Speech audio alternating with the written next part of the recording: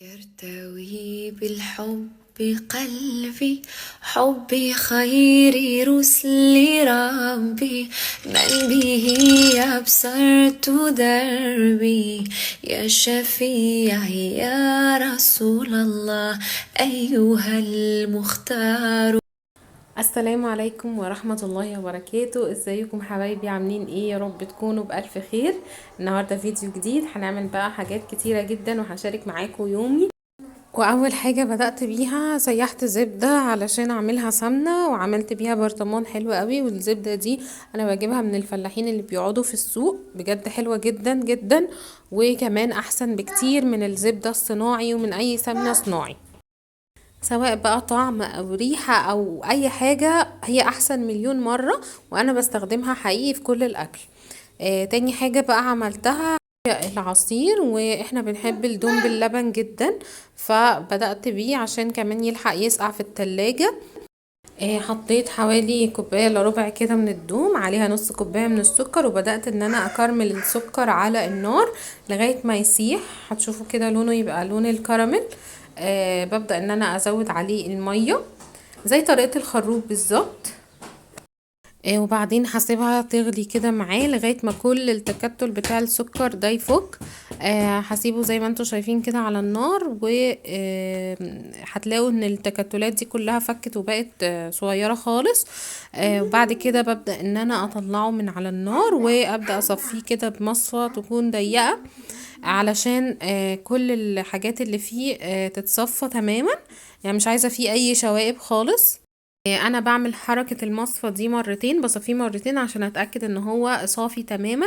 وبعد كده ببدأ ان انا اضيف عليه اللبن، واقلبه بقى كويس قوي لغاية ما الاقيه لونه كده لون النسكافيه شوية.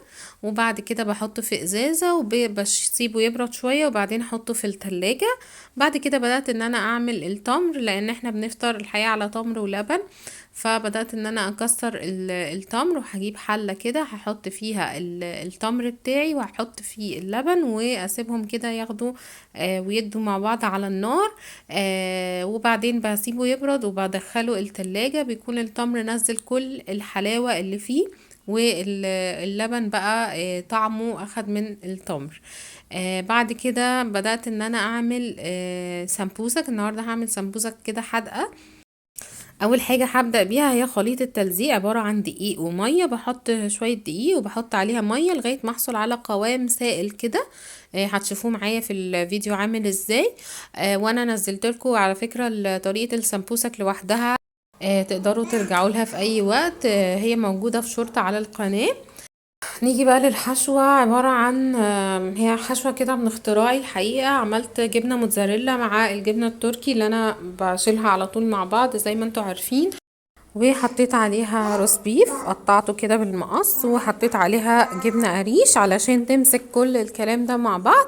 وحطيت عليها شوية كده من حبة البركة، وبدأت ان انا احشي السمبوسك. دي الطريقة اللي انا بستخدمها، وفي طريقة تانية بس يعني دي اسهل. وببدأ ان انا احط خليط التلزيق، وبلزق الطرف الاخير كده بدخله في الفتحة اللي هتشوفوها في الفيديو كده زي ما هو واضح. وبس كده، ما يعني بصراحة ما فيش اسهل من كده. وزي ما اتفقنا ان احنا في كل فيديو هنقول سنة كده من السنن المهجورة، او اللي الناس ما تعرفهاش، او حديث من احاديث الرسول عليه الصلاة والسلام.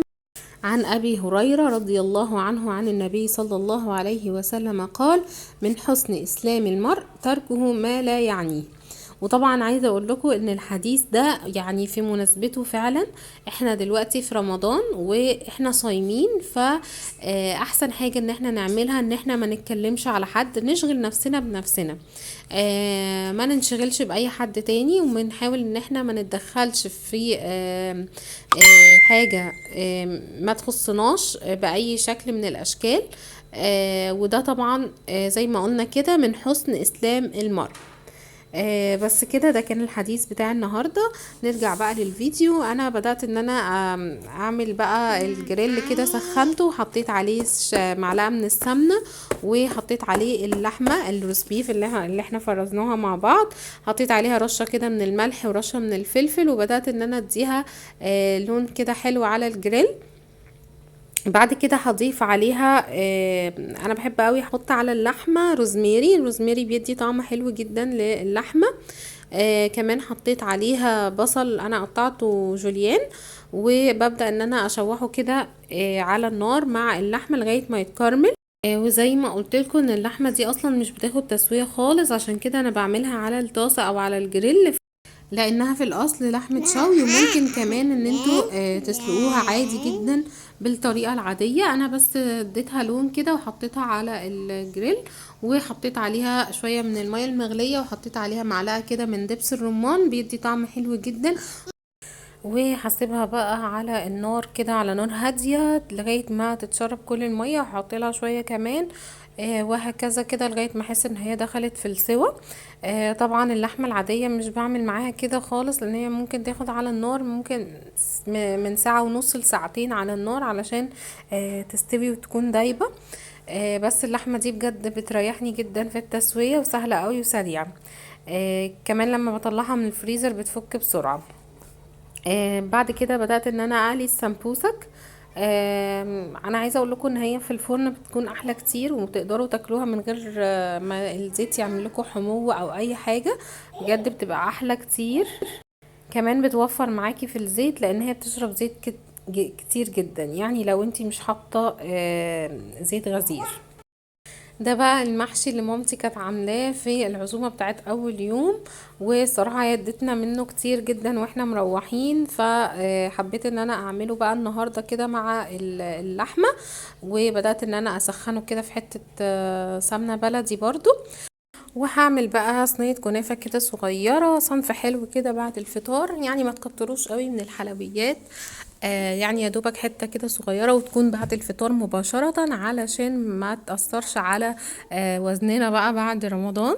اول حاجة كده دهنت الصينية بشوية من السمنة. انا مش بحط سمنة كتير يعني، بس بدهن الصينية كويس قوي بالسمنة في الحروف ومن تحت.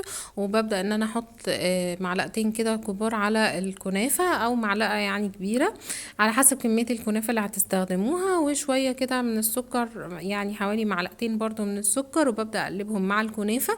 وبعدين بضغطهم كويس قوي على الصينية كده علشان يكون السطح بتاعهم متساوي. وبعدين هجيب حوالي معلقة صغيرة كده من السمنة، وهبدأ اوزعها على وش الكنافة من فوق. طبعا انا مستهلكتش سمنة كتير خالص، يعني ما يجوش حتى ربع كوباية من السمنة. وبعد كده بدخلها الفرن، وبسيبها كده على نار هادية لغاية ما تاخد لون، وهتلاقوها فصلت كده الحروف بتاعتها من الصينية.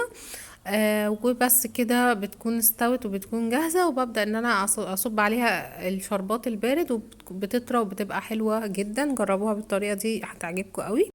بشكر كل حد وصل معايا للحظة دي. احنا كده وصلنا لنهاية الفيديو. اتمنى ان الفيديو يكون عجبكم، ولو عجبكم الفيديو طبعا ما تنسوش تعملوا له لايك وتشتركوا في القناة لو ما اشتركتوش. واشوفكم على خير بإذن الله في فيديو جديد، ورمضان كريم، وربنا يتقبل منا ومنكم صالح الأعمال.